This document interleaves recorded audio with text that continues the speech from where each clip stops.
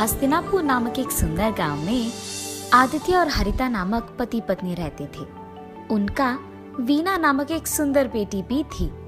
आदित्य उसी गांव में गोभी मंचूरिया बना के बेचता था। वो हमेशा एक बहुत अमीर आदमी बनने की ख्याल देखता था। ऐसे ही दिन में सपने देखते देखते वो अपनी निजी जिंदगी को भूल ही जाता था।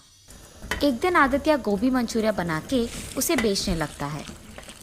गोभी मंचूरिया, ताज़ा और स्वादिष्ट गोभी मंचूरिया, एक प्लेट का सिर्फ 40 रुपए। आइए बाबू आइए। उसकी चीखें सुन और उसके दुकान से आ रहे अच्छी सुगंध को देख सभी उसके पास जाने लगते हैं और वहाँ का गोभी मंचूरिया खा के ऐसे कहते हैं, अरे वाह आदित्य, गोभी मंचूरिया एकदम मस्त है, कमाल है। अरे हाँ आदित्य, ये तो बहुत ही बढ़िया है, तुमने एकदम बढ़िया गोभी मंचूरिया बनाया है। ऐसे ही सारे लोग उसके गोभी मंचूरिया की तारीफ करते हुए खुशी से खाते रहते हैं। यही तो चाहिए मुझे, एक दिन मैं ऐसे ही गोभी मंचूरिया बना कर बहुत ही अमीर बन जाऊंगा और मैं एक बड़ा सा गोभी मंचूरिया बनाने वाला दुकान लगाऊंगा और वहाँ पे भी मैं नहीं बल्कि मेरे नीचे काम करने वाले वहाँ गोभी मंचूरिया बनाएंगे। मैं बहुत जल्दी बहुत ही अमीर बन जाऊंगा। वो दिन दूर नहीं है जिस दिन मैं अपना खुद का दुकान चलाऊंगा और मुझे बहुत सारे पैसे मिलेंगे और मैं खुशी से जी पाऊंगा।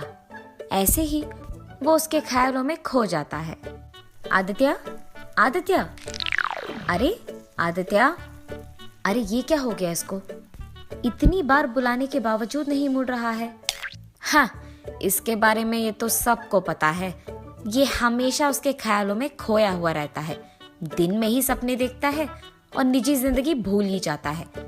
इस गांव में अब तक किसी ने भी इसको मंचूरिया के पैसे नहीं दिए हैं।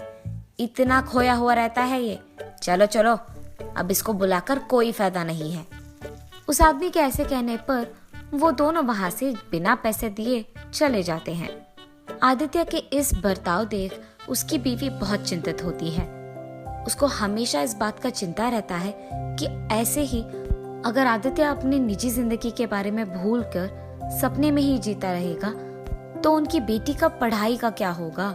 और इसी बात को लेकर वो हमेशा दुखी रहती थी। हर रोज अपने बेटी के बारे में और अपने पति के बारे में ऐसा सोच कर चिंतित होने से कोई फायदा नहीं है। मुझे अब खुद ही कुछ करना होगा। मैं देखते देखते अपनी बेटी का जिंदगी खराब नहीं कर सकती, इसीलिए मैं खुद से पैसे कमाऊंगी। कोई भी काम करके मैं पैसे कमाकर अपनी बेटी को पढ़ाऊंगी। अरे हाँ, मेरे पिताजी तो उनके खेत में गोभी उगाते हैं ना, मैं भी उनकी सहायता करूंगी और ऐसे ही मैं पैसे भी कमा सकती हूँ। तो चलो, मैं गोभी उगाकर आए हुए पैसों से अपनी बेटी को पढ़ाऊंगी। और उसके फैसले के मुताबिक ही हरिता उसके पिताजी के खेत में गोभी उगाते हुए उनकी मदद करते हुए आए हुए पैसों से उसकी बेटी को पढ़ाती है। ऐसे बहुत दिन बीत जाते हैं। एक दिन जब आदित्य उसके दुकान में गोभी मंचूरिया बना रहा था तो उसे एक आदमी उसके कार में उसके आगे से निकलते हुए दिख जाता है। उसे देख वो अपने आप में सोचता है, मुझे जल्द से जल्द इस गांव में सबसे अमीर बन जाना होगा और उसके बाद मैं सबसे बड़ा कार खरीदूंगा और ऐसे ही सारा दिन उस गाड़ी में घूमता ही रहूंगा। ऐसे ही ख्यालों में खोए हुए वो दिन में सपना देखने लगता है कि वो उस गाड़ी में बैठा है और पूरा गांव सैर कर रहा है। इतने में वो भूल ही जाता है कि उसने गैस पे गोभी मंचूरिया को लगा दिया और उसे बंद नहीं किया। इस कारण गोभी मंचूरिया कुछ देर बाद जलने लग जाती है और आदित्य को ये बात बिल्कुल पता नहीं चलता है। इतने में एक आदमी आदित्य के पास जाता है और उसे बुलाता है, सुनिए भाई साहब। पर आदित्य तो उसे देखता भी नहीं है। अरे ये क्या, मैं इस आदमी को बुला रहा हूँ और ये बिल्कुल नहीं सुन रहा है।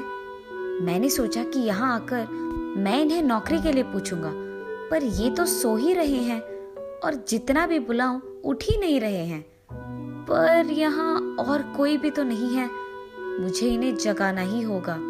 हेलो भाई साहब, आप सुन रहे हैं? भाई साहब उठिए। उस आदमी के जोर से बुलाने पर आदित्य अचानक उठ जाता है। हाँ, कौन हो तुम? क्या चाहिए तुम्हें? भाई साहब, मैंने वो सोचा कि आपकी दुकान में अगर कोई काम हो तो। कोई भी काम चलेगा, मैं कुछ भी करने के लिए तैयार हूँ। मैं अपनी दुकान में काम खुद कर सकता हूँ। अरे यहाँ मैं आराम कर रहा था, अच्छा खासा एक सपने को देख रहा था और तुमने मुझे जगा दिया। चले जाओ यहाँ से, तुम्हारे कारण मेरा अच्छा सपना टूट गया। मैं तुम्हें कोई काम नहीं दूंगा। आदित्य के ऐसे कहने पर वो आदमी बहुत दुखी होता है और चुपचाप वहां से चलने ही लगता है कि इतने में उसे दुकान से जलने की बू आने लगती है। ये जलने की बू कहाँ से आ रही है और लग रहा है कि बहुत भयानक भी है। ये सोचते हुए वो इधर उधर देखने लगता है। इतने में उसको दिख जाता है कि ये बू आदित्य की दुकान से आ रही है और तुरंत वो आदित्य के पास जाकर कहता है, अरे भाई साहब, लगता है कि आपने बहुत मेहनत करके ये गोभी मंचूरिया बनाया है, पर आपने गैस बंद नहीं किया। शायद आप भूल गए होंगे। क्या? मैंने गैस बंद नहीं किया? ये कहते हुए आदित्य उसके गोभी मंचूरिया के पास भाग कर जाता है। उसे बर्बाद होते देख वो बहुत निराश होता है। मैंने इस आदमी पे चिल्लाया है और इसने फिर भी मेरा भला ही चाहा है। लगता है कि ये आदमी बहुत अच्छा है और नेक इंसान है। इसे अगर मैं काम पे लगा लूंगा तो दोबारा जलने से बचाएगा मेरे गोभी मंचूरिया को, और उसके सिवाय अगर मैं कभी अपने ख्यालों में खो भी गया तो ये मुझे संभाल लेगा। यही बेहतर है कि ये मेरे पास काम करे। सुनो, तुम्हारा नाम क्या है? जी, किरण। ठीक है किरण, तुम्हें कहीं जाने की ज़रूरत नहीं है। तुम मेरे यहाँ काम करोगे। कल से आ जाना। मैं मंचूरिया बनाऊंगा और तुम उसे जाकर अपने ग्राहक को दे दोगे, ठीक है? जी साहब, मैं कल से आ जाऊंगा काम पे। उनके फैसले के मुताबिक ही अगले दिन जब किरण काम पे आता है तो आदित्य गोभी मंचूरिया बनाते रहता है और किरण उन्हें ग्राहकों को पहुंचाते रहता है। पर हर रोज की तरह उस दिन भी आदित्य उसके ख्यालों में खोए रहता है और पैसे लेना भूल जाता है। तब किरण सारे ग्राहकों को गोभी मंचूरिया पहुंचा के उनसे पैसे ले लेता है। रात होने के बाद आदित्य वापस निजी जिंदगी में आ जाता है और कहता है, हाँ, लगता है रात हो गया। चलो किरण, हम सामान लेकर घर चले जाते हैं। जी साहब। और साहब, आज के पैसे ये लीजिए। हाँ, मुझे तो पता भी नहीं था कि तुमने ग्राहकों से पैसे लिए हैं, और तुम ये बात छुपा भी सकते थे, पर तुमने ऐसा नहीं किया और बहुत ईमानदारी से तुमने मुझे आज के पैसे दिए हैं। मैं हमेशा अपने ख्यालों में खोया रहता हूँ, इसलिए कभी पैसे घर लेके नहीं गया हूँ, पर आज सिर्फ तुम्हारे कारण मैं इन पैसों को घर लेके जाने वाला हूँ। मुझे बहुत खुशी हो रही है। ये लो, इसमें आधा हिस्सा तुम्हारा है। ऐसे कहकर किरण को उसका हिस्सा देकर खुशी खुशी वो पैसे उसके घर लेके जाता है। घर जाते ही, ये लो हरिता, आज के पैसे। क्या? आप पैसे लेकर आए? मैंने तो सोचा ये दिन कभी नहीं आएगा जी। मुझे आज बहुत खुशी हो रही है। हरिता के ऐसे कहने पर आदित्य उसे किरण के बारे में सब कुछ बताता है। भगवान का लाख लाख शुक्र है कि आपको काम में मदद करने के लिए एक ईमानदार और नेक इंसान मिल गया। चाहे कुछ भी हो जाए, उसे काम से कभी ना निकालिए जी, ठीक है? हाँ हरिता, कभी नहीं निकालूंगा। ऐसे ही कुछ दिन बीत जाते हैं। एक दिन काम खत्म हो जाने के बाद जब आदित्य पैसे लेकर घर लौटता है, वहाँ हरिता को दुखी देख, अरे क्या हुआ हरिता, तुम इतनी दुखी क्यों हो? मैंने अपने पिताजी के साथ उनके खेत में गोभी उगाया था जी, पर अब मार्केट में गोभी का दाम गिर गया है। इसी कारण गोभी बेचने पर मुझे ज्यादा पैसे नहीं मिलेंगे, और तो और मेरे निवेश के पैसों में एक भी हिस्सा मुझे लौटकर वापस नहीं आएगा। मुझे डर है कि मेरा नुकसान हो जाएगा जी। अरे चिंतित मत हो हरिता, मेरे पास इसके लिए एक हल है। मैं वैसे गोभी का ही मंचूरिया बनाता हूँ ना, तो तुम्हारे उगाए हुए गोभी को लेकर अगर मैं मंचूरिया बना के बेचूंगा तो उससे ज्यादा पैसे कमा पाऊंगा। ऐसे तुम्हारा नुकसान भी नहीं होगा और हमारा भी दुकान अच्छा ही चलेगा। ठीक है जी, मुझे भी लगता है कि ये काम करेगा। गोभी सारे खेत में इकट्ठे किए हैं मैंने, आप वहां से उसे ले लीजिए। हरिता के ऐसे कहने पर वो उसके फैसले के मुताबिक ही खेत में जाकर गोभी लेकर उसे मंचूरिया बनाता है और बेचता है। कुछ दिन बीत जाने के बाद जब वो आए हुए पैसों का गिनती करता है तो बहुत सारे पैसे मिलते हैं और वो लाभ में होते हैं। वो खुशी खुशी उसके बीवी के पास जाकर उसे ये खुशखबरी देता है। क्या आप सच कह रहे हो? हमें लाभ हुआ है?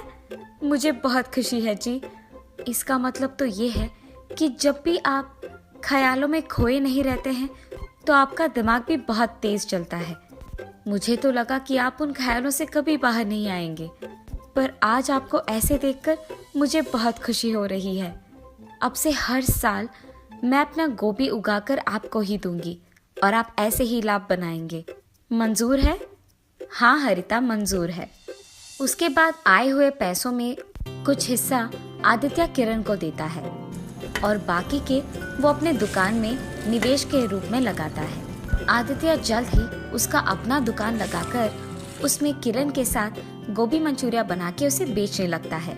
स्वादिष्ट गोभी मंचूरिया बनाने के कारण सारे ग्राहक उसके पास ही आते हैं और बहुत ही जल्द आदित्य बहुत अमीर बन जाता है और एक बड़ा सा गाड़ी और घर खरीद के वो उसके ख्यालों को सच में बदल देता है और खुशी से जीने लगता है। किरण, आज मैं अमीर हूँ, मेरे पास गाड़ी है, बंगला है और मैं खुश हूँ। ये सब सिर्फ तुम्हारे कारण हुआ है। अगर तुम मेरे पास भरोसे के साथ काम नहीं करते और ऐसे ईमानदार और नेक नहीं होते तो शायद मैं अपने ख्यालों को सच में कभी नहीं बदल पाता। मैं तुम्हारा एहसान कभी नहीं भूल पाऊंगा। अरे साहब, आप ये क्या कह रहे हो? आपने अगर उस दिन मुझे नौकरी का ये एक मौका नहीं दिया होता तो मैं भी आपके साथ इतना ऊंचा नहीं आता और इतना मेरा जिंदगी नहीं बदल पाता। आज मेरी इस खुशी का कारण आप हैं। मुझे आपको धन्यवाद कहना चाहिए उस एक मौके के लिए। आदित्य को जल्द ही उसके गलती का एहसास होता है। ख्यालों में खोकर निजी जिंदगी को भूलना अच्छा नहीं है। ये जानकर वो तब से दिन में सपने देखना छोड़ देता है। किरण और आदित्य दोनों साथ में काम करते हुए हमेशा की तरह खुश रहते हैं।